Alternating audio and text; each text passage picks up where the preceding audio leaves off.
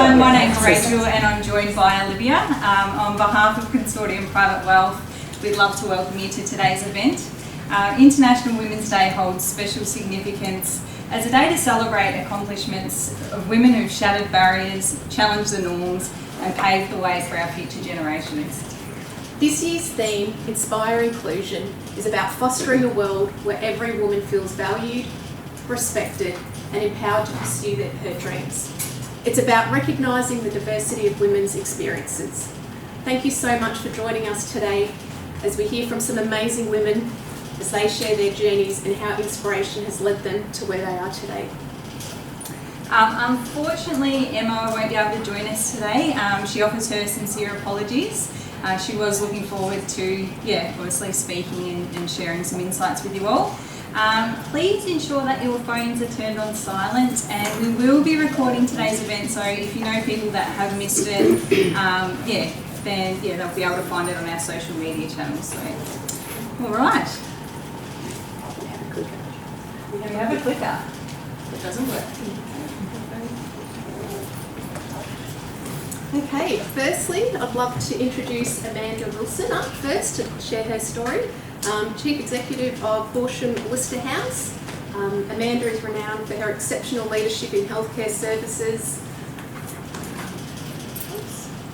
Sorry, that was just a bit of a glitch there. Guiding our local community through COVID. Amanda offers valuable insights into leadership, perseverance, the importance of community support and the joy she finds in inspiring others along the way. Thank you so much for today. Come on up. Thank you.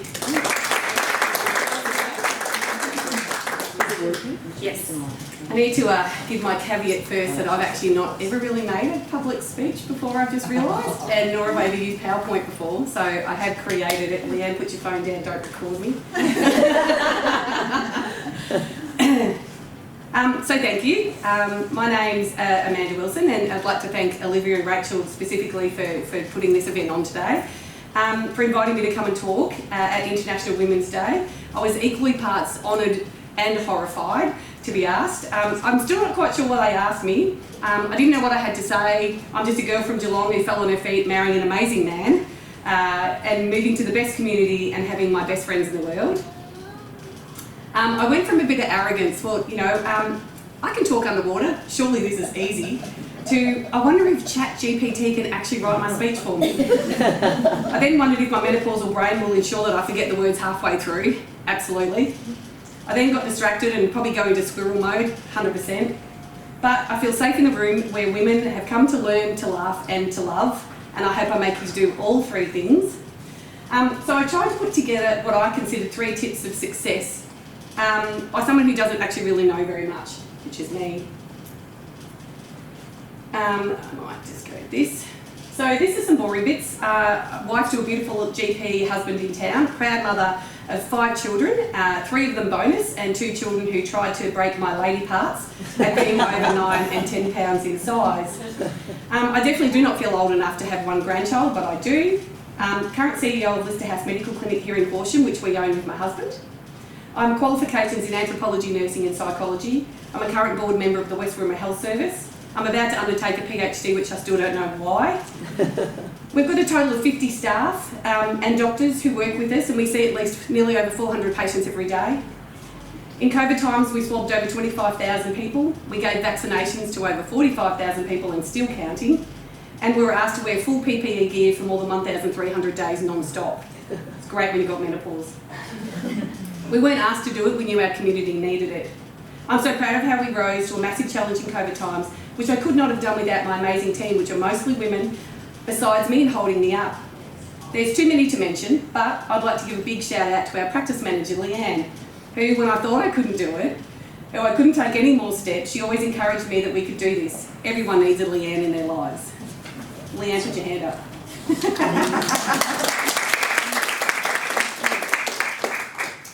And if COVID wasn't enough of a challenge, our workplace then suffered through completely 2 unexpected deaths of staff members, one of them being just 12 months ago. Firstly, Louise was 44, went home one day and didn't come back. My announcement to the team was hands down the hardest thing I've ever done in my entire life. Then 18 months later, our business partner, Dr. Wimbry, did the same thing. I hated that I'd learnt skills on how to deal with this. These are skills I didn't want to have. But you do what you have to do, and it cemented my belief that your work colleagues can also be your friends and your support when you can do, and you can be theirs, and it is okay to cry at work. But I'm also the survivor of domestic violence from my first marriage, or as I like to call it, my practice marriage. And I want to let you know this is how it's had a positive influence on where I am today. But before we talk about that, I'd like to show you a photo of my family. Okay, so it's not actually my family, but I kind of wish it was. It feels like that is our family when we take photos. So here's some of them, and this is the rest of them. And yes, ladies, that is David's eldest son, Jamie, in the middle. I've never spoken publicly about surviving domestic violence, as it was a long time ago and I didn't want it to be a defining part of my life. But I also believe it has shaped me to be the leader I am. I was married young at 22 and I saw plenty of evidence pre-marriage of untoward behaviours. But like many women wear fixes, and I thought I could fix it. I was wrong. My ex was a policeman, and he taunted me with the thought that if I ever went to the police, they would listen to him over me. I would come across as a hysterical woman and I'd not be believed. Well, boy, was he wrong. When I did get my day in court, he argued so much to the judge, and it was an arrogant, you know what. The apprehensive violence order that was placed on him, or AVO, was actually placed on permanently. So we have to apply to have it removed, and I would be notified if it ever was. And it's still in place today as far as I'm aware. People ask me how I feel about it, and I feel about him, and my answer is I actually feel sorry for him. Yep, sorry. I feel sorry that even when he hit, bit, kicked, or continually degraded me, because I realised something powerful.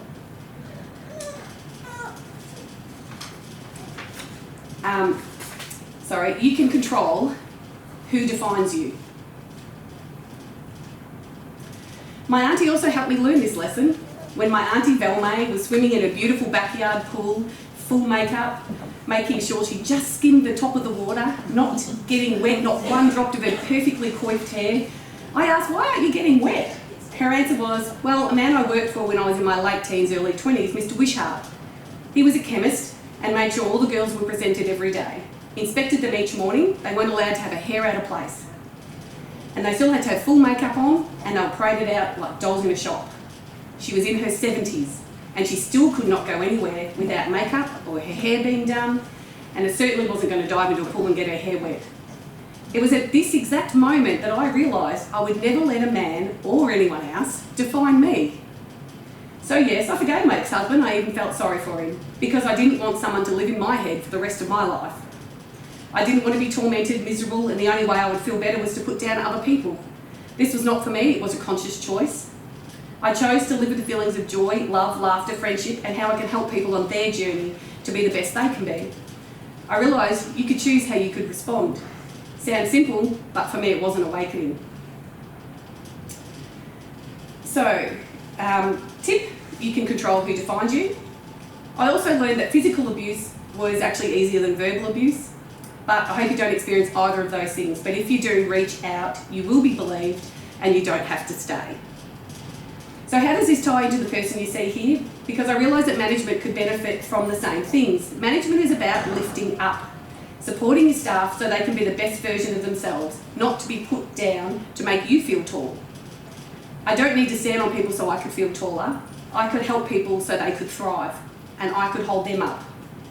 So it's my job to lift up other people, to ensure they feel supported to be the best people they can be, and to teach them about themselves so that they could understand and have empathy for those around them. Sorry, my technical turning pages. Blank page in there. Oh, I hope that's not blank. Sorry. So in turn, this should show as a flow chart of how they could be the best they could be, because when they feel supported and they have the space to learn and grow, they don't hold anyone back, they all have the ability to learn. This is our staff. There's a few of us. So my next tip is to step up or step out. Now, as I said, my job is to support people, but it's also to help guide people and not put up with too much crap. Hear it from me, managing people can be very hard, but it is also the best thing about my job. I never chose to be CEO. My husband was struggling with watching his business failing its people. The culture was toxic, the staff were unhappy, management didn't have their staff at the core of the business, and the squeakiest wheel got the most oil, which was often the wrong people. Something had to change and we couldn't stand by and let it happen. A great management book by John O. White is called Step Up or Step Out, and it changed my life. I decided years ago that I wouldn't let anyone define me, so I knew I had to put the big girl pants on, change my behaviour to help them change theirs. This is where Step Up or Step Out came in. As you can see, never confront anyone with what they don't see coming. We all know the scene. Staff members are difficult, managers and staff are having enough. You go into a meeting with your guns blazing. I'm going to let them have it double barrels. You set for a fight. What happens if the person doesn't know their behaviours and not what you were expecting? So, set a meeting. Redefine your expectations and let the past stay in the past. Do not bring up things that have happened. Let sleeping dogs lie. Cute sleeping dog. So when you're itching to fix something and you think, well, head on is best, let me tell you it's not. I did learn it the hard way. It did need to happen. Don't get me wrong, but I do think I do things better now. Redefining expectations is the key, and this can be done every day in your lives. You with your husbands, your kids, your work colleagues, anybody. I'm going to give you an example. You're late again to work and you are getting tired of it, and we're all getting tired of it. Bob in the seat next to you is sick of you being late as he has to pick up more of the workload. You'll get reported if you're late again. That's a manager you see in here, isn't it? Straight down the track. Or you can actually do this. Thanks for coming to meet with us. I'd like you to take the opportunity to talk about our expectations. I wanted to ensure you knew it was important to us. Punctuality is one of them. We wanted to make sure it was clear that all staff are here ready to work at 9 a.m. because we value team here. And it's important that all staff carry their bit of the rope so that other people don't have to carry extra. I'd like to see all staff ready to go by 9 a.m. Is this something achievable for you, or is there something else going on that we're not aware of? What do you do if it keeps continually happening? You actually bring the people in, and every single time it happens, you ask them to come and see you. Hey, can I just see you for a second? Remember when we talked about our expectations? Remember when we communicated what was important to us? I see that it's actually slipping again. Can we actually see what's going on? Is there something that's delayed you today? The more questions you ask, the more responses you get. But you also don't let up on it. You ask continually and you check on it and bring it back in all the time, because you're not actually demanding anything than the expectations that are set. It's not bullying, even though some people go, surely that's bullying and harassment. It's actually not. It's a revisitation of expectations. So that's kind of just a bit of stepping over it. It's something you do every time and you ask them to be aware of it. The other thing that can be used is to help staff speak respectfully to each other. It's called the no triangles in management. I didn't coin the phrase, but I thought it was good, because I don't want to be involved if I don't have to be. When a staff member has an issue with another staff member, which is something that happens quite often in workplaces, you empower them to have an adult conversation with that person. Can I talk to you for a second? I think it's important to me that we have a really great working relationship. So I think it's important that we're open and honest about something. You may not have even noticed, but when you just interrupted me a minute ago, it made me feel not heard and not valued. I'm sure you didn't mean it, so I thought it was important that you know how I felt, because I didn't want it to become an issue between us. This is actually stuff we implement in our work all the time. I try to empower the people to deal with these things on a professional, respectful level. As I said, it's not bullying when you ask for expectations. Tip number 3, have a dream, but make a plan. As I said earlier, I never wanted to be in management. I didn't think I was smart enough. I didn't think I had enough skills. Other people I looked to must have these magical skills that they must have been given as a baby, that when the time was right, the fairy godmother granted them their wisdom and a pretty dress, because we all love pretty dresses. My dad used to ask me to do crosswords and quizzes with him every week. I didn't like to do them. I felt dumb and stupid, and I didn't think I knew what to do, and I had nothing to offer. But one day I sat with him and tried to do a cryptic crossword. He explained the rules and I still felt dumb, but I was surprised that I answered a few of the questions. It was then that I had another light bulb moment. Knowledge was power. It wasn't magical, because anyone could do it. I realised that I too could learn things, and then I could join the magical rainbow unicorn people who had all the knowledge. See, you too could be a magical unicorn.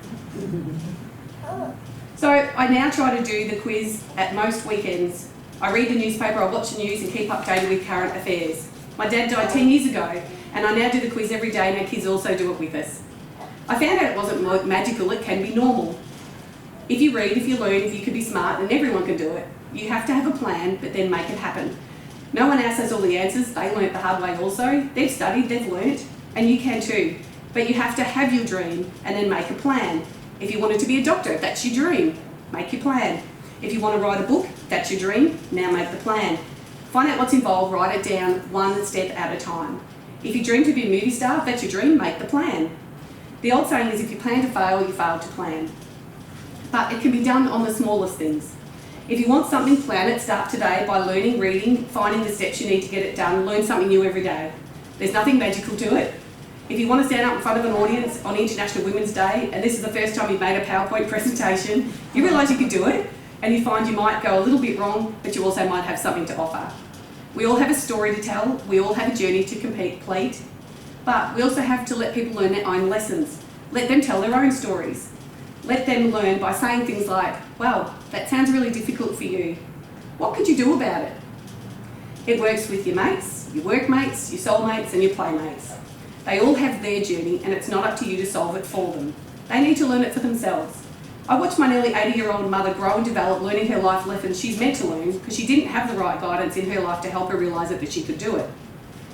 Be the person the others want to learn from their lessons from. You too can be the fairy godmother. It doesn't mean we don't offer insight, but at the end of the day, we help them make the decisions. At the end of my journey, I want to be able to say, I forgave others while they were learning their own lessons. I hope I helped people realise that they can be the best version of themselves, and I never want to stop learning my own lessons. Thank you for listening, and I hope I gave you some knowledge to make your patch of the world a little bit better, no matter how big or small. Thank you. Yes, I'm allergic to bees. Do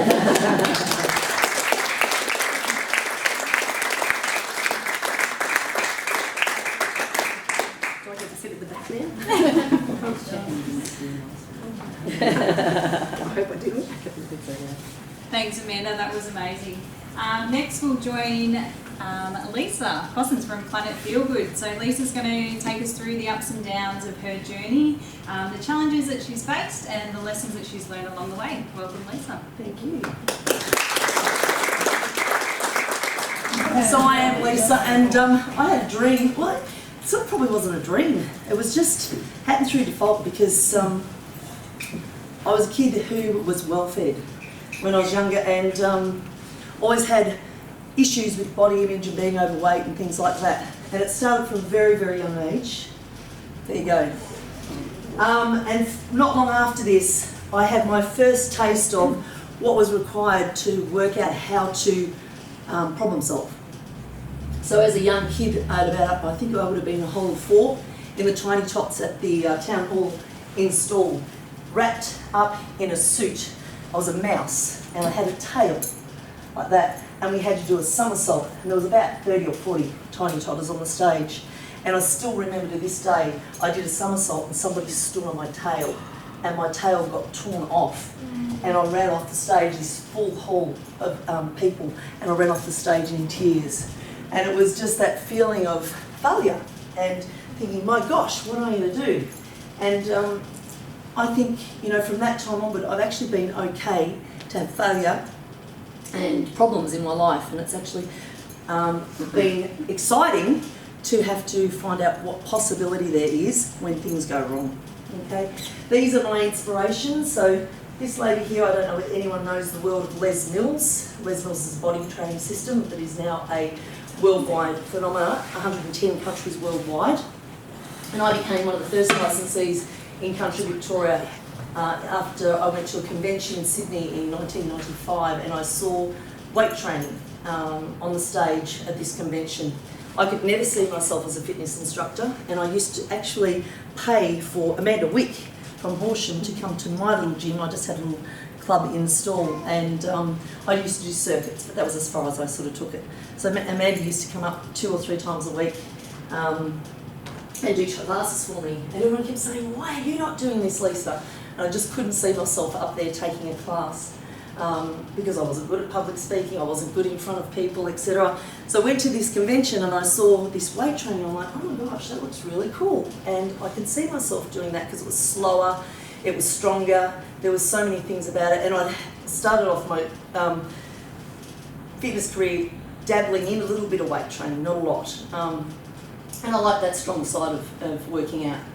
So after I went to the fitness convention, started training, and Lisa was one of my very first master trainers. I've had her a number of times, and she's amazing. Google Lisa Osborne and see what she does. Amazing person. And this is my mum, and she's been a pretty amazing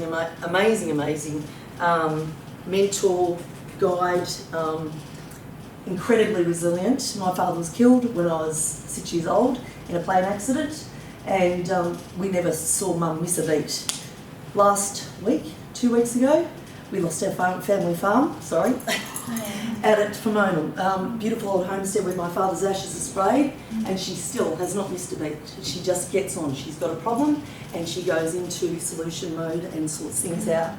So she's an amazing inspiration and has been an amazing help all the way through. Excuse me. As we advance through a lifetime, it's easy to see, it's ever so easy to harden our attitudes and calcify our mindsets. Some of us can get so set in our ways, and it's not until we start to fall in love with our closely cherished truths and beliefs that the way we see things is the way things are. Do you get my drift? Sometimes we actually need to look outside our own little bubble, and I'll show you. Oh, there she is. Can you believe I took this photo? That's my daughter in our backyard, and we were playing bubbles, and the bubble actually was in front of her. It looks like she's got it around her head. So thinking the way you see the world is the way that the world is in business, in society, or in life can be super dangerous. Why, you wonder? Because you'll stop listening to the ideas, because you'll lose your gift of humility, because you'll be defending all the time, and because you stagnate, not innovate. I love seeing what other people are doing. That's why I love going to conventions, as I know many of you people in your own industries go off to different conventions, and just even networking at something like this, International Women's Day. And I've got to say, was this room specifically chosen for today? Yeah. Based on the artwork? No, but they've had some artwork Because I've been specifically for. particularly like the one over the back there with the little girl swinging on. She's swinging on the branch, saying something about the little monster. Cook him on the stove. Put him on. No, what is, and put him out of the tree. Yeah, get him out of the tree and put him on the stove. I just think it's really cute room with all those women's things there. So sometimes we get put our head in the sand, and I know I've been a shocker at times. I'm on a trajectory, and I think I know it all and stuff, and then all of a sudden someone else will bring something to the conversation. It's like, wow, that's interesting. I hadn't thought of it that way. So it's always really nice to continually expose yourself, whether it be through books, whether it be through podcasts, whether it be through just networking with friends and things like that, to see what else is available, because there are many ways to problem solve and many possibilities when we get into trouble, and life is just lots of trouble at times, isn't it? Whether it be business or not. The one habit that has certainly changed my life is to commit to being a lifelong learner. I love learning, and I just wished I had more time to learn more and read more. My strength certainly hasn't come from lifting weights.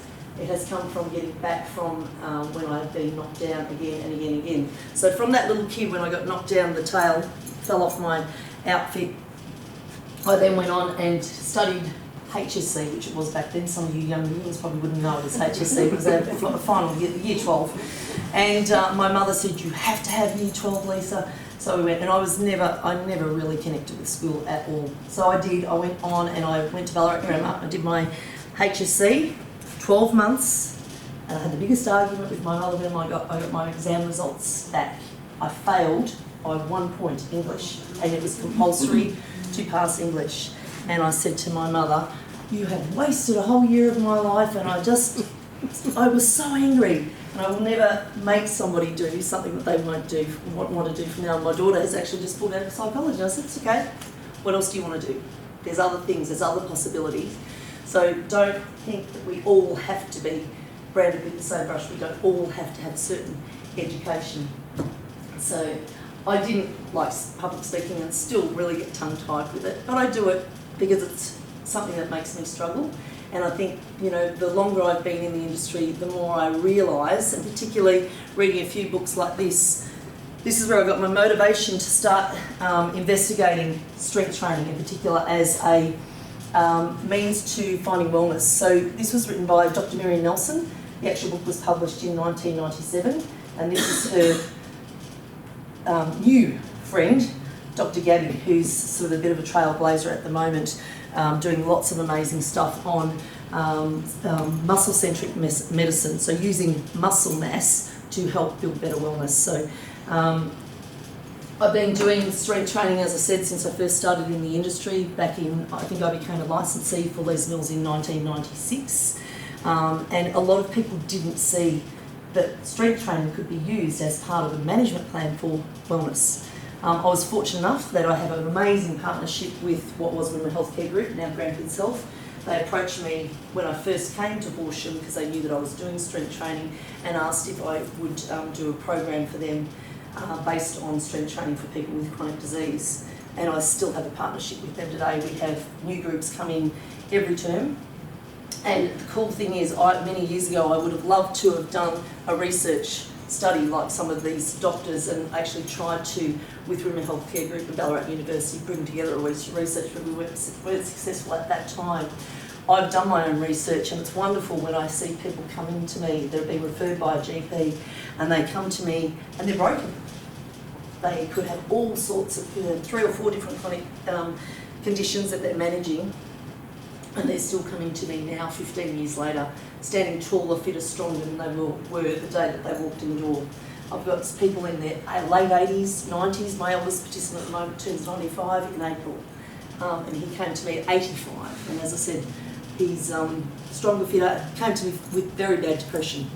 And he's a happy man these days, which is really cool. So I know that the work that we do in the industry definitely works for wellness along the way.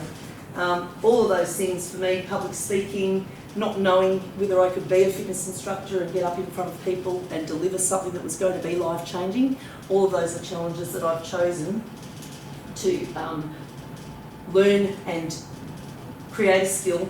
And even if it is just those 1% wins on a daily basis, which Amanda said earlier, those small steps every day, that consistency is really important. We've done all sorts of things. We had massive challenges along the way. This is way back, would you believe? Michelle Bridges.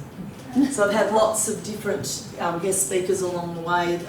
We do lots of social stuff at Planet Feel Good, and we've had the challenges of COVID. I had 18 months of not being able to open my business, which was really, really hard, and would totally have gone down the Googler if it wasn't for partnerships like Grandkids Health. I rang and said, I'm not going to stand around for 18 months doing nothing, what can we do? They went out and got a grant and bought 20 iPads, and all of my oldies were delivered iPads to the door with data cards and everything in them, because most of them wouldn't know how to use it.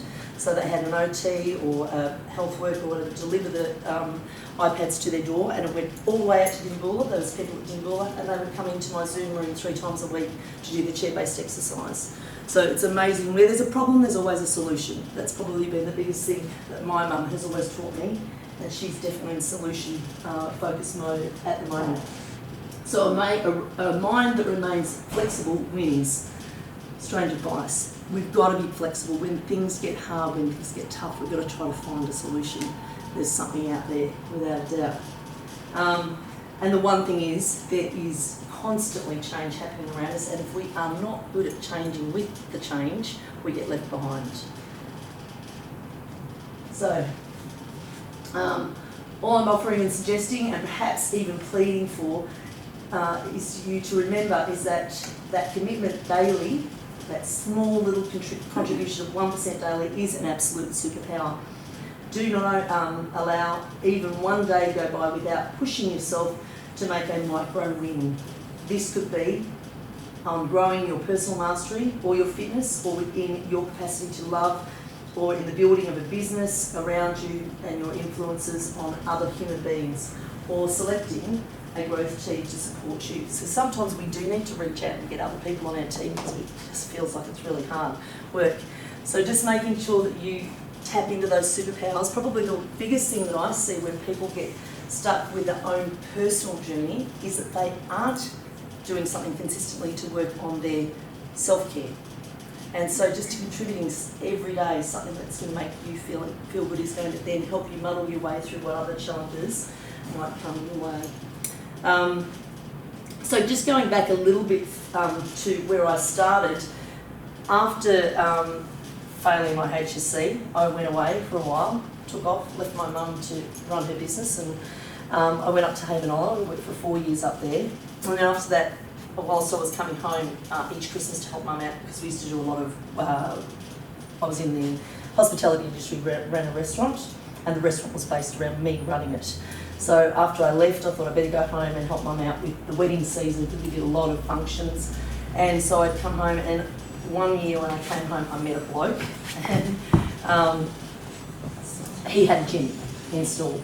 So I thought I'd train to help him out with his business, and the business got bigger and bigger when I stepped into it. So that got bigger, my love for him got smaller, and I said, I'll buy your business and you can do whatever you want to do. And that's where I sort of shifted that business after only a few months there, because we outgrew the walls of the business, set up another place out just out of town a little bit, started off there, and then I started coming up here to Horsham as a dental nurse with my mother's partner at the time.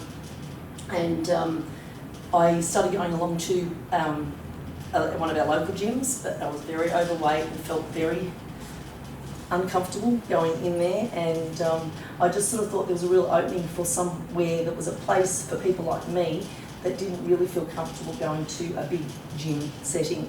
And then I heard someone said to me that Women Workout, which was out the road, was closing down, so I literally went and knocked on their door and asked them, and that's sort of where that started. But just before that, when I was running my restaurant in Stawell, does anyone know Mang Burke? He used to drive the truck with PFD, and he would come to our restaurant in Stawell, so I got to know him, and he wanted to have a look at my gym. Unbeknownst to me, he had a little speedball gym here in Horsham, which is where Better Electrics is now. Yeah, is that? Yeah, it's Better. I think it's what was there. And I remember when I first walked in, I'm thinking, oh my God, how can you have this as a gym? The floor, I'm not kidding, was up and down and up and down. It was all rickety, had the carpet over top of it, so it didn't look so bad. And then I went out and I cleaned the toilet, and I think it spent a day cleaning the toilet. It was just so old and run down, it was terrible. He had said to me, would you please come and do some of your strength training? Because I'd shown him pump and some of your strength training stuff up in Horsham. So I said, yeah, I reckon I can make that happen. Rang my brother and said, Cass, can I borrow your ute? And he said, yeah, sure. So put all my weights on the back of the ute, and that happened for another 6 months. I would come up, every time I came up to Devil Nurse, I'd bring the ute up. All the members would come out, grab the barbells with me and the weights, and we'd do our weight training class. And then they started saying, oh, do you think you can do some of your body step and your this and your that? And I'm like, oh, okay, so that's sort of where it started. And it was them that encouraged me to go out and knock on the door at Women Workout. So we started there 23 or so years ago now, I think it was. And in amongst that, I've had a couple of kids.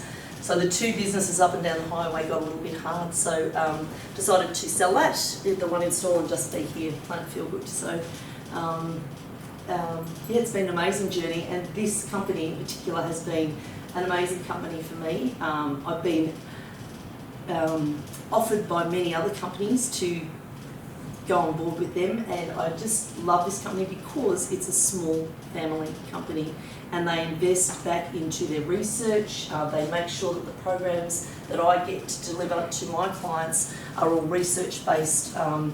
I know what I'm getting once I get it, so long as I do my work and deliver it is going to be a very results driven workout in the end. So unfortunately now, these guys are now my main competitor, because you can get all their stuff online.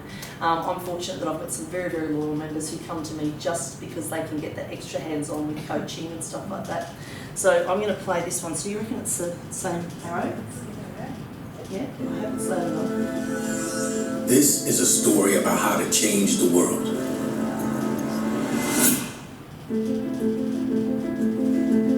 It is a story about an intergenerational journey towards a single idea.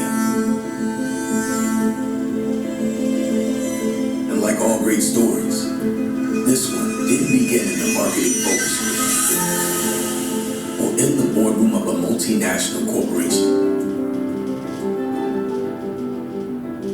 This story begins around the dinner table of a modest family home in Auckland, New Zealand. Kiwis sports legend Les Mills had a simple plan: to bring his knowledge as a four-time Olympian and New Zealand's top national track and field coach to the people. My mum went to school with Les him. and his wife, Colleen, opened a small family gym, offering elite-level athletic training. Then their son returned home from college, and something remarkable happened. Philip combined his father's elite athletic sports programs with group exercises set to music, and Les Mills Group Fit was born. Then Philip met Jackie, and the family embarked on a life-changing journey. Body Pump is launched.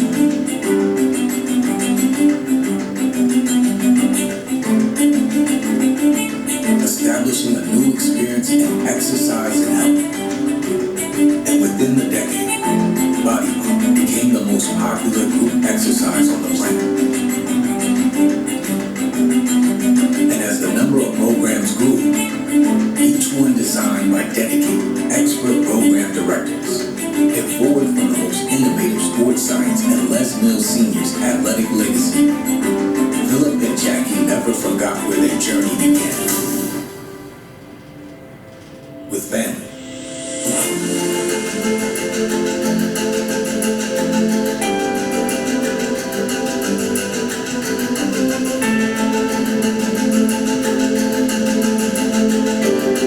Just as Philip and Jackie did it 20 years earlier, a new generation, along with the passion and dedicated Les Mills team, are redefining the meaning of fitness for future generations to come.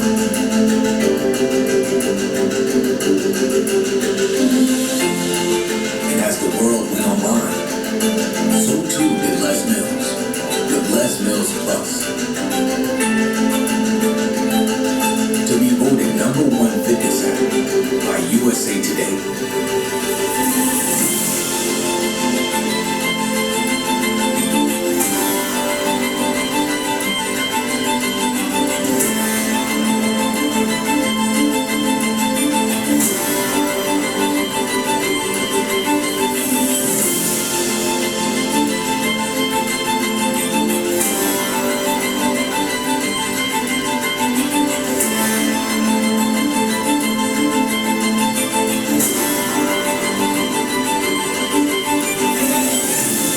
50 years in the making.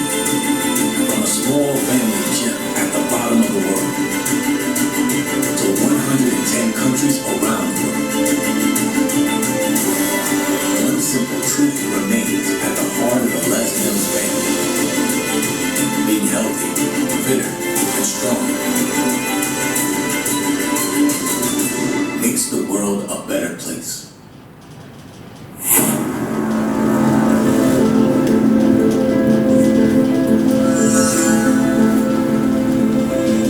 Being healthy makes the world a better place. 23% of our population is getting enough movement for general health. 23%. 73% of our population is heading toward metabolic syndrome. There's one answer: get stronger. We've got to build our skeletal muscle mass, and ideally we need to take it back a few generations and get people to understand that they need to start and build their peak muscle mass before they're 30, because we start to lose it from 35 onwards. And that's why we start to see people come forward, because we're losing power in the back of our body. They're our power muscles. So if we can strengthen and build posture through more muscle mass, we're certainly going to have a lot longer life with lots of living within it. That's it from me.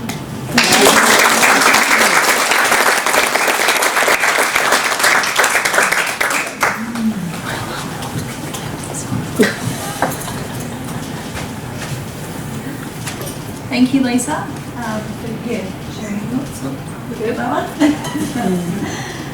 All right. As part of our industry, we have to be formal always, and Kelly, you'd be very impressed. We have our disclaimer. Just to let you know, information provided is general in nature. So there you go, tick that box. Now, what has inspired us to inspire others? Olivia and I have, like everyone, overcome challenges both personally and financially. It's sort of evolved over time and worked out quite well to the industry that we found ourselves in. Our journeys have overcome the challenges of balancing family commitments and career, and we've educated ourselves and continue to do so.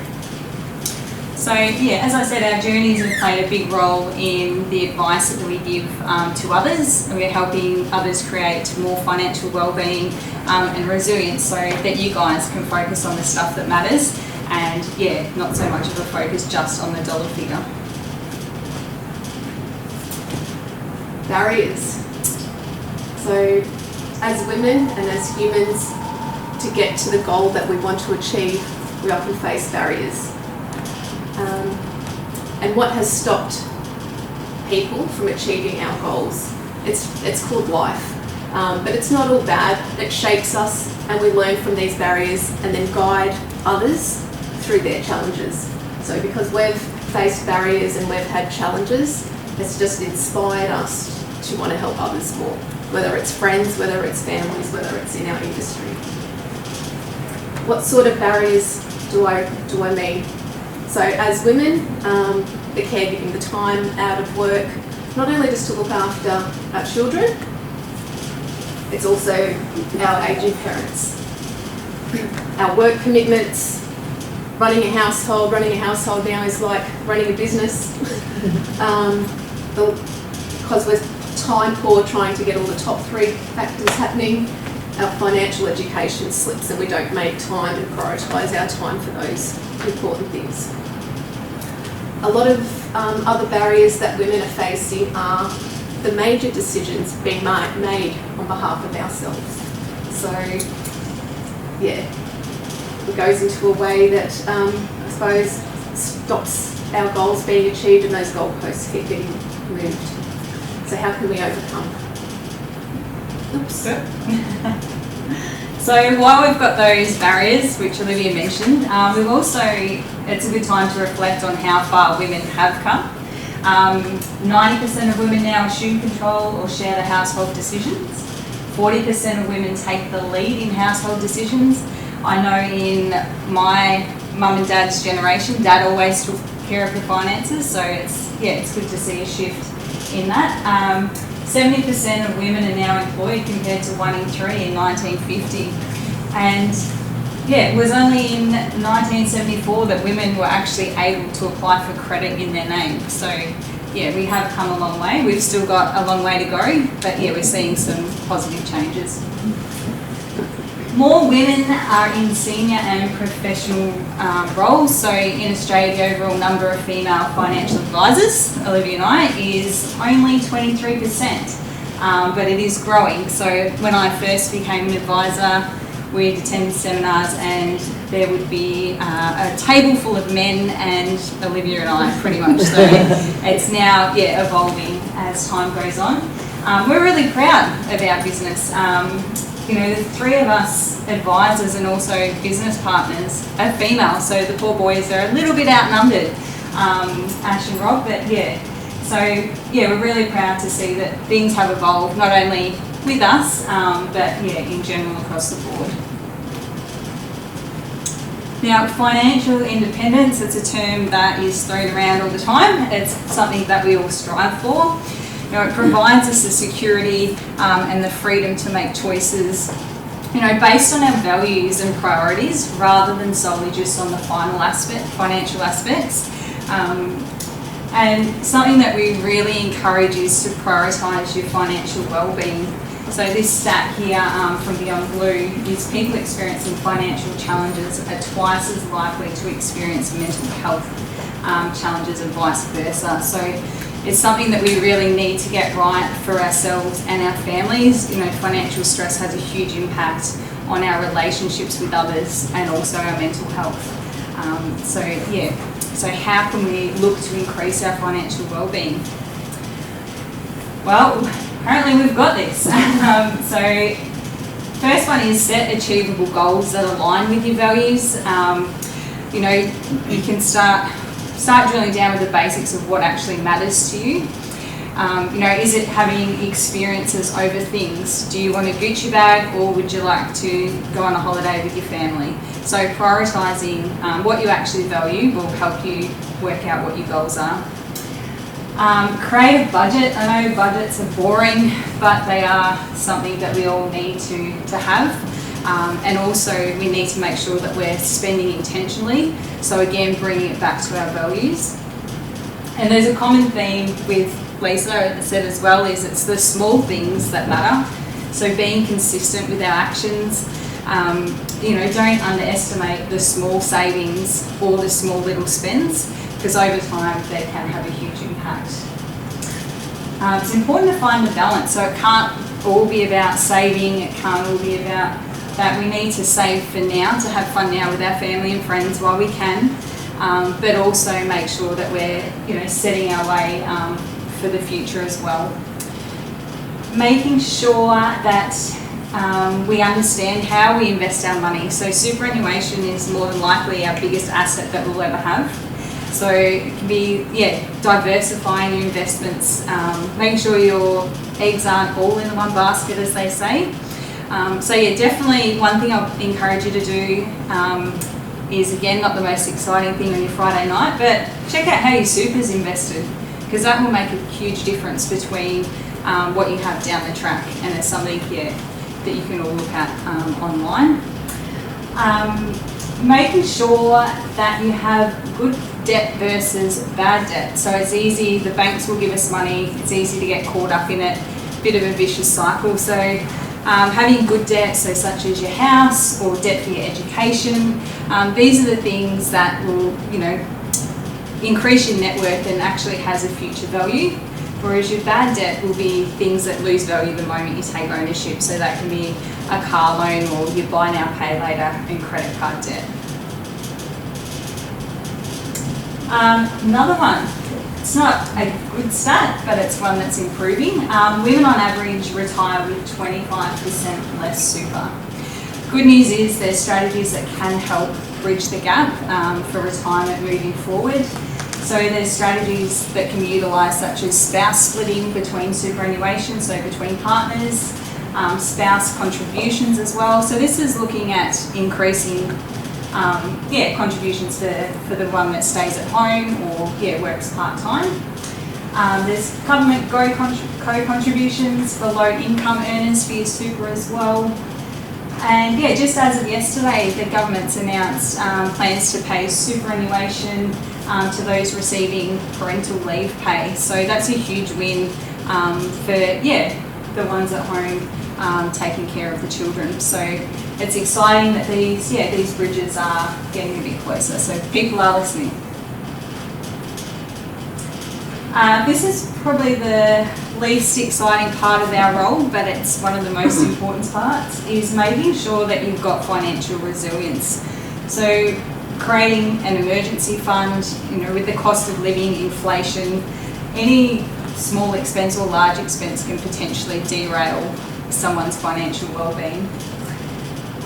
Insuring yourself, so we insure our cars, our homes, our pets even, but we don't pay enough attention to insuring ourselves, and our biggest asset being our incomes and of course our health. And last one is your estate planning. Said it wasn't going to be fun, but this one's looking at your wills, your powers of attorney, and making sure that you've got a superannuation beneficiary on your account, because your superannuation doesn't form part of your will. So that's one thing you want up to date. You want your money to go to the right person at the right time should you pass away. Olivia. Okay, thanks, Rach. This is going to be complementing what we're hearing right across the board today. Investing in yourself through education, and this is ongoing, and you just always never stop learning. Something that Rachel and I have gone through together at similar times is, yes, that juggle of raising a family, running a business, being there for our parents, being there for our children, but the time and effort, that was worth it.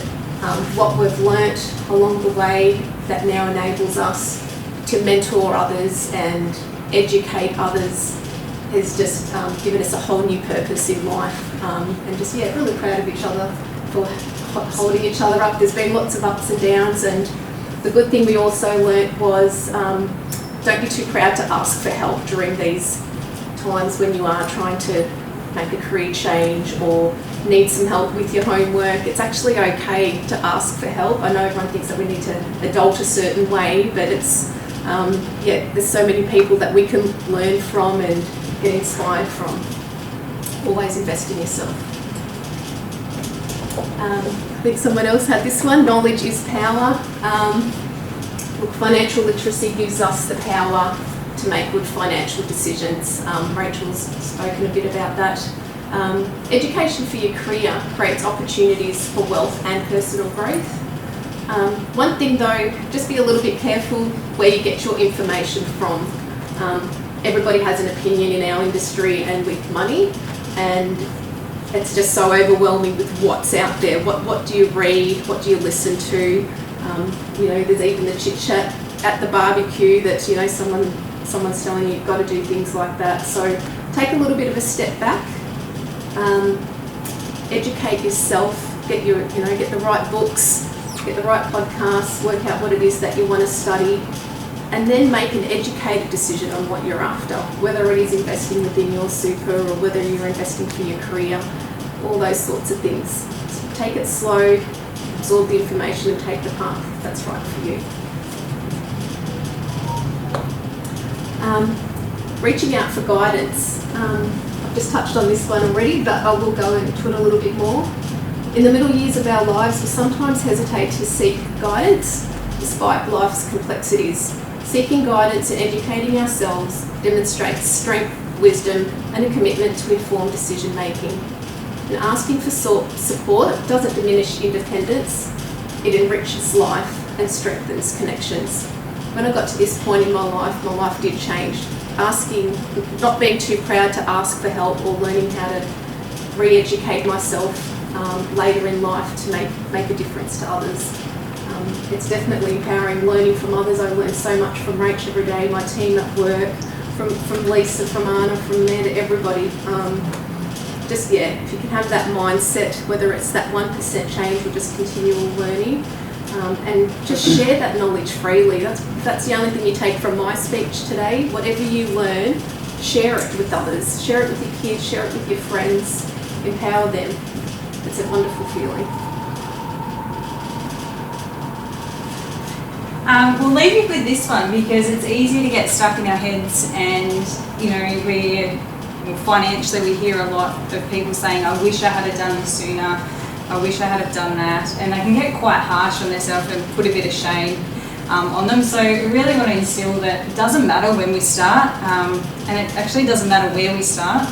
All that matters is that we start. So I think that's a really good one for those that are feeling a bit stuck, not only just with finances, but in general is, just have a go. I think Lisa mentioned about her 85-year-old starting. Yeah, he was not coming, and he did. Now he actually goes around and tells people, the best thing I did was come to Planet Feel Good. They're the days I feel good, and on the other days I still feel blue. And he knows he's got it, and it's more about the social connection. And can I say on these two behalf that they get to enjoy their wealth because they've got good health. That workplace is an amazing workplace as far as investing in people's health and wellness.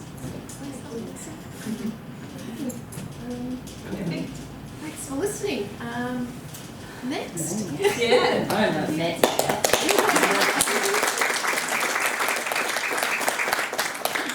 So up you come Anna. Anna has embarked on a transformative journey. She's the founder of Evoke Kinesiology. Anna's path to holistic wellness is a testament to the profound impact of addressing both the physical and emotional aspects of well-being. In this presentation, Anna will open up about her own experience and how that shaped her journey to inspire others. Thanks for coming. Thank you, everyone. It's quite funny just sitting here listening how all these people that I call Olivia Ollie, Ollie and Rachel put together have all been part of my journey, and they probably don't even remember that. The first time I knew I was pregnant, I was literally on a spin bike at Lisa's classes, and I thought I was going to die because I was going to vomit everywhere. And my little boy, my little story, I'll talk about Billy and a diagnosis, and it was my friend Kim that rang Amanda and said, "You've got to help Anna.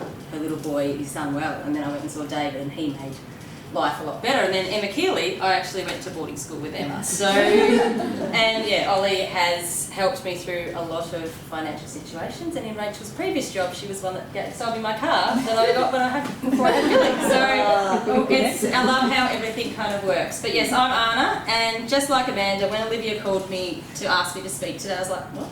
I was a bit perplexed and I was a bit chuffed.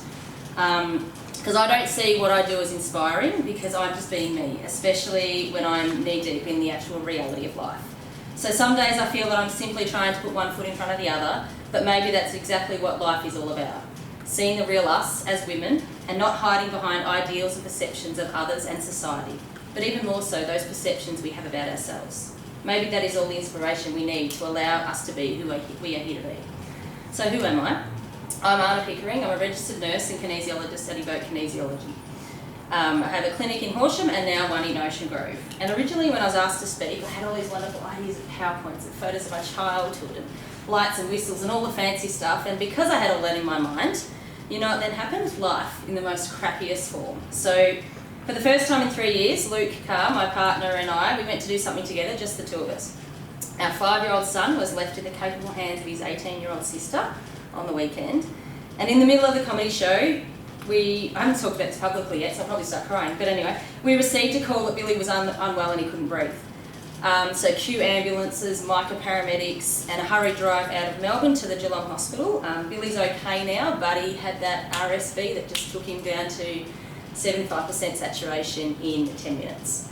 So Billy's fine. He's like, "Mum, I'm fine. I had a gathering of people around me that were helping me." He's only 5. But nevertheless, the shock and the possibility of our child being seriously unwell has left a big impact on both Luke and myself, particularly our nervous systems. So today you're actually getting the genuine Anna, no frills, just me.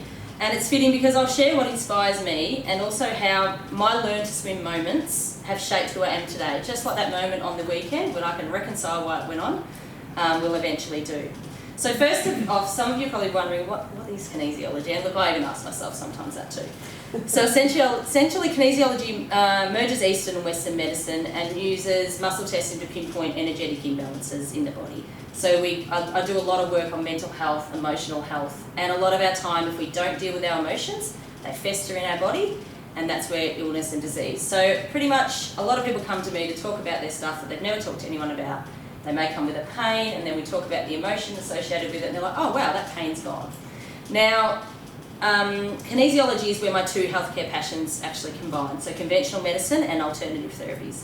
As a kid, Western or conventional medicine was my lifeline during severe asthma episodes, and I'm the first one to say I'm so glad we live in Australia. We have phenomenal diagnostic care, we have phenomenal life-saving and emergency care. But I was also equally intrigued by the interplay of emotions and conversations about faith and vibrational and Chinese medicine. So my vision is a world where we can collaborate all these approaches between the physical, the mind, and the mental and spiritual body to foster a collective improvement in healthcare through love, honesty, and kindness, I suppose. And that brings me to my two qualities that I admire most in women, and those that I've focused on embedding in my business, and that's honesty and kindness. And whilst I've mucked up along the way, like everyone does, the older I get, the more I appreciate the need for kindness and straightforward honesty. Now, Sally, the beautiful Sally Pimer here, after the week I've had, Sally got a beautiful fruit basket delivered to my door in Ocean Grove. Like, she didn't have to do that, but just to know that someone thought of you is just so lovely. So I really sort of value kindness and try and give it out as much as possible as well. So that wasn't always the way for me in terms of being really straightforward and honest. I grew up the middle child to farming parents in the Watcham region. I was very quiet, I kept the peace. I loved school and was known as the emotional kid by everyone. I was always writing poems, I was telling people how amazing they were, and generally wanted everyone to know that they were loved. I loved my childhood and I would not change any of it because it's made me who I am today. I grew up with an incredibly inspiring mum. You may have known her, she was a aerobics instructor for 20 years as well. Although she would humbly say otherwise. Not only did she keep 3 severely asthmatic children on a farm, miles from a hospital, actually alive in the 80s. She actually says, sometimes I don't know how I killed you, I used to have to draw up the Ventolin and give it to you. She juggled everything from cooking, sewing from scratch, participating in school and sports committees, running multiple businesses and all the usual mum stuff. Her multitasking prowess was so admirable that I often wondered if she was superhuman. And that is a trait I am continually astounded by in women. Our ability to seemingly do it all, juggle and change and adapt and flex, all the time and most often at the drop of a hat.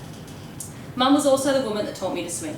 Literally, she went and became a big swim teacher to teach us to swim, but also metaphorically in that she would consistently put me in situations where she knew I would be safely uncomfortable, but also that I would grow and be the person I needed and was meant to be. There are many, many moments where my mum heavily influenced the person I am today by making me swim, but one that sticks in my mind was in Year 9. As a kid, I suffered heavily from anxiety and homesickness, which was diagnosed as heart palpitations because of the 80s. Mum would have to come to all school camps, and other than staying at family members' homes, I really didn't venture far. In Year 9, I sat a scholarship exam to go to boarding school at Ballarat Grammar. My sister was already there, some of you may know her, Bianca Inkster at AMCO, and Mum encouraged me to sit the exam, but I didn't have to go, so I did the exam. Well, I got the bloody scholarship. And then the homesick kid went to boarding school. And Mum says, well, what's the worst that can happen? And you're better to regret the things you tried than you didn't. So guess what? I loved it. It absolutely made me. I didn't get homesick. It was phenomenal. My parents put me in a safe situation where I had to learn to swim. And they always say I went to boarding school this meek and mild child and came back a swearing, independent kid. It was like I found the real me, the authentic me. And it's another value, something I value so much in people is authenticity. I strive to help others find their authentic selves, which often is hidden amongst years of conditioning and programming and fear. Don't get me wrong, when I left boarding school to go to Melbourne Uni to complete my Bachelor of Science, I was still the peacekeeper. I still made sure everyone was happy, and I always erred on the side of caution, but having to learn to swim amongst others opened up a whole new world for me. A space where I could start to go on the journey of being authentically me. I probably took the authentic a little too far. I used to go to lectures in my flannelette PJs at Melbourne Uni and my moccasins, and I also earned the name of myself, the nickname of Knackers, because I was so laid back and probably a bit of a bogan from Watcham. But slowly and surely, the real Anna was emerging. So pushed forward a bit through completing a Bachelor of Nursing as well after my science degree, and here I am, cosy in my bed on the farm, home from Melbourne for a 21st, when Dad walks into my room with tears in his eyes. I knew it wasn't my brother. God, it's 18 years and I still cry that. I knew it wasn't my brother because Dad was still standing. So I said to him, which one was it? And he said, Ank. And my world fell apart. Ank was my brother's best mate, and he was one of the only men I felt understood me. He died in a single vehicle car accident that morning on the way out to our farm. Whilst this wasn't my first dance with grief, having lost one of my best friends in Year 12 to suicide, this stole moments of time from my mind. For years I had a knowing that one of those boys would be lost to drink driving, so I'd spent a lot of my 20s following them around and being their taxi driver. The one night I wasn't there, I was in at my car's house and someone died. So I spiralled. I became super fixated on making sure my brother wouldn't die, to the point my anxiety took over. I couldn't possibly imagine losing Jaden. I had to keep him safe. And whilst care and concern is something I deeply admire in others, there comes a time where it can be unhealthy. And it reached that point for me. Thankfully, Mum stepped in again, and another time to learn to swim opportunity, and I was off to Western Australia to nurse all throughout regional communities. It was there that I had to learn to let my brother go on his own journey, whatever that was for him. And where my resolve in learning that whilst we want to control it all, we cannot, was strengthened. A wonderful friend, Cheryl Newcomb, some of you may know her, she said to me once, the greatest gift you can give anyone is a space to heal themselves. So through tears and fear, I let my brother have that space. After my stint in Kalgoorlie, I started a Masters of Public Health and returned to Birchip to live with my then partner, and faced another inspirational women building moment, as I like to call it. It really is bittersweet talking about this time, because it's only through another tragic drink driving death of her brother that my best friend Kate and I came to be. We cry and laugh and thank and curse the Lord about this all the time. From this loss, a fire ignited within me. I took a stand against drink driving, speaking out publicly within the small community, and it wasn't well received. We received threatening phone calls, I was told to shut my mouth, and our front garden was lit on fire. Despite the challenges, I couldn't stay silent. My authenticity and outspoken nature contributed to the end of that relationship, prompting my move to Queensland in another one of my mum's buck up, you'll be right moments. Now let's sum up my 4 years in Queensland. Sun, single, sand and the Gold Coast Suns. So my time to learn moment happened when I realised my dream of working for an AFL team. I attended an essential oils seminar where the head trainer was running it, and despite potentially landing the job for really questionable reasons, Amanda, the fact I looked fit and I was a nurse, I embraced the opportunity and I massaged Gary Ablett's legs, the Browns' legs, and I taped ankles, and I flew around Australia with them. And did I know what I was doing? Absolutely not. I had no training in it and did not have any idea, but did I learn along the way? I did, and I had the best time. Now, in my time in Queensland, I discovered and embraced kinesiology. While attending a wellbeing festival, I experienced a free 15-minute session with a kinesiologist who uncovered 15 layers of emotions tied to my overwhelming people-pleasing anxiety. That session marked the beginning of a transformative journey, and I became hooked. Recognising the potential, I felt the calling to study kinesiology and bring it to rural areas, aligning with my enduring passion for rural healthcare. And it's so intriguing how often the path to healing leads us back to our roots, because after spending 4 years in Queensland, I returned home when my father, Jack Pickering, was nearing the end of his life. I was fortunate to share his final moments, much like I had with my other 3 grandparents, providing the type of nursing care I cherish the most, palliative care. It was during this time, somewhere across interstate lines, that I met Luke Carr, and since then, I've navigated numerous learn to swim moments, including stepping into the role of being a stepmum, that's a whole nother talk, and giving birth to my son, Billy Jack. Pregnancy took a toll on me, intensifying my anxiety. The birth itself was tumultuous, and shortly after, my persistence led to the discovery that Billy had a hole in his heart. The diagnosis shattered my world, haunted by memories of my uncle who passed away at 2 due to a similar condition, and the added difficulty of my Auntie Bev's recent early onset Alzheimer's diagnosis, leaving her unable to communicate. She was 56, she was my last link to feeling like I belonged in my family. She was a phenomenal nurse, some of you may have, Bev Coops, some of you may have known her. She loved the 2 healthcare worlds like I did, and she always embraced my emotional side. For the first time in a long time, I felt so alone, but was surrounded by so many. We were told we'd have to wait 8 weeks to see a specialist, and that didn't fly with me or Billy's godmother, who is Kim Drummond. So she got on the phone to Amanda, and Amanda got me into David, and David's like, it's going to be okay, Anna. And then within 5 days, we're in a paediatric cardiologist rooms, where they hooked him all up to monitors, and they said he's going to be okay, he can carry on as normal. Since becoming a mother, I'm continually in awe over women and their ability to navigate the emotions that come with the role. The mix between love and the potentiality of heartbreak all in the same breath is exhausting at times, and maybe the reason as to why we keep so busy to avoid thinking the unthinkable. Excuse me. Luke and our relationship have been my greatest teachers, albeit the most infuriating experience. As my psychologist puts it, Anna, here's your healing relationship. Personally, there are times when I wish Luke could be my yes, Anna, I'll do anything for you, whatever you want kind of relationship. But he's a car, and that is not the case. So Luke is my learn to swim relationship, and I love him so much for it.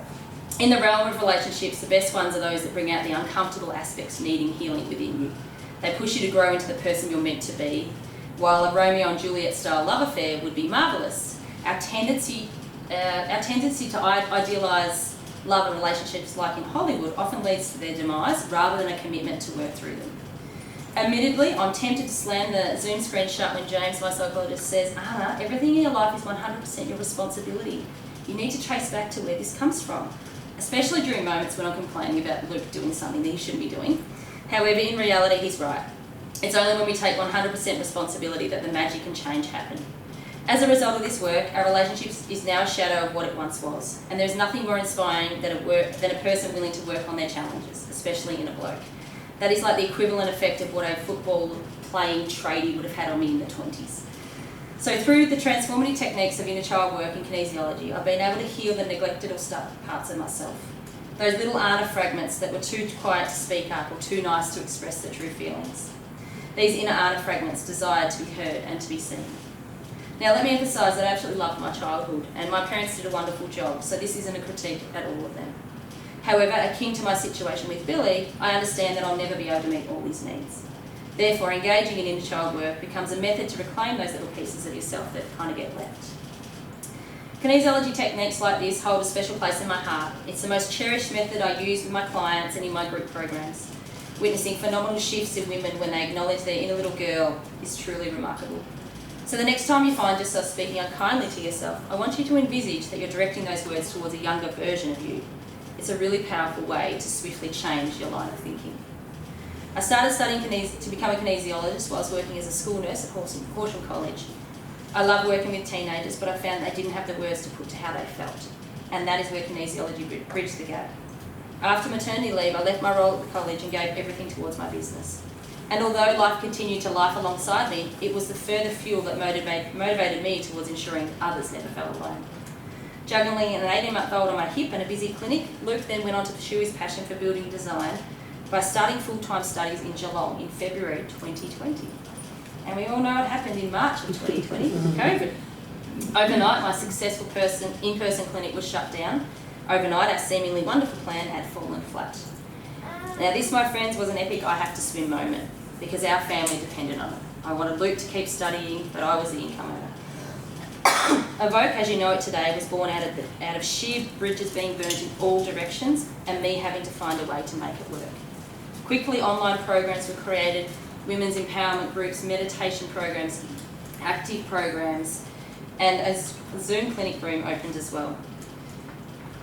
When allowed, women from all walks of life, we would come together for dinners where tears and laughter were shared. It was really something remarkable that evolved. And I look back at that time with so much love and respect for that younger version of me. Currently, I find myself in another challenging learn to swim phase, and this one has been particularly tough. Moving to Ocean Grove 18 months ago so Luke can pursue his love of architecture, it was a significant transition, especially as a parent, an endeavour that goes beyond the usual complexities of relocation.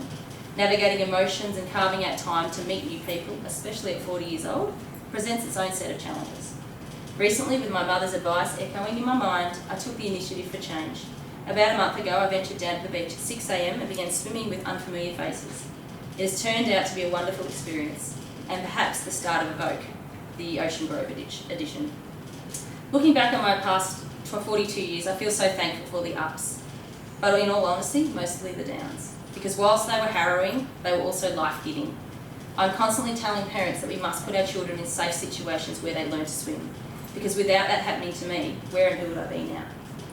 At times, people say I'm lucky having a business like I do, but interestingly enough, they're also the same people that once told me I worked too hard and did too much when I was just starting out.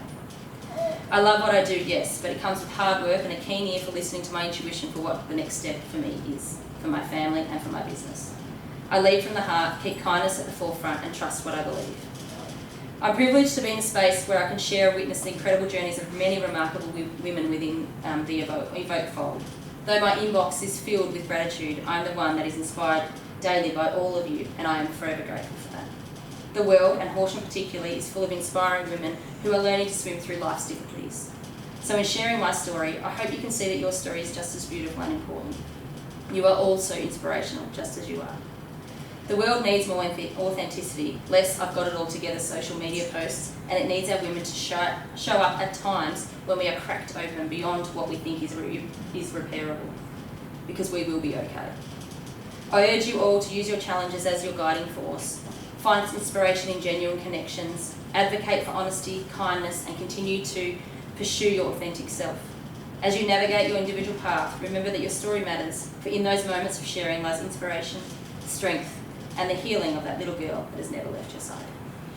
Thank you.